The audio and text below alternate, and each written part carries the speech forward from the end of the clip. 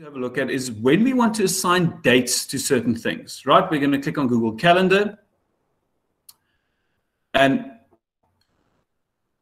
we'll open up Google Calendar. Now, if you've worked with Google Calendar before, this shouldn't be too confusing for you. But if you have never worked with Google Calendar before, it's a pretty quick learning curve in terms of using it correctly. So whenever we want to add an event for certain things, right, you simply click on the date. So let's say, for argument, on Friday, we want to add a certain date. We want to assign it to someone. We're going to assign it to our webinar class. What happens is all the people who join the class will have this webinar class calendar on top of their calendar as well. So the minute that I start adding dates to this webinar class, they will see it on their Google Calendar as well, and they will get reminders about it. So let's say, for argument's sake, this webinar class, we're going to have a we are going to have a follow-up discussion. We want to have a follow-up discussion on the poetry. Now, if I go to more options, I can add lots of details to this. So let's say it's not going to be an all-day thing. We want to, at 10 o'clock, we're going to get together for half an hour and talk about the poem, the poetry.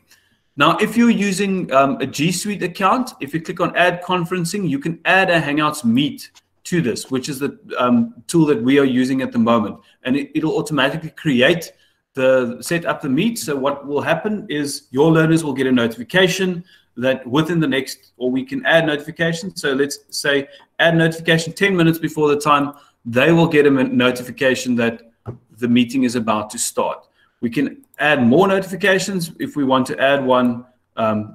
We don't trust the learners are going to remember. We're going to add one 2 hours and 10 minutes, and they will get notifications of the fact that this is going to happen.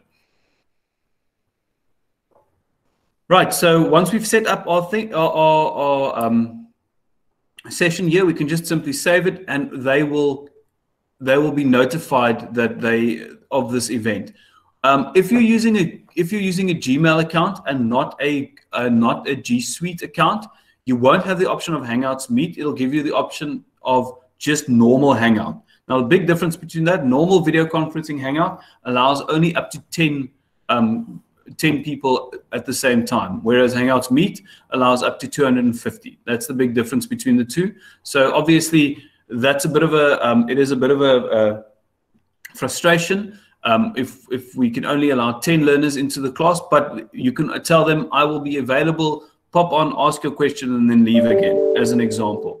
What you could also do, using these times, you can send out this notification that you will be available to answer questions on just simply on the Google Classroom itself, where they can ask comments, make comments, etc.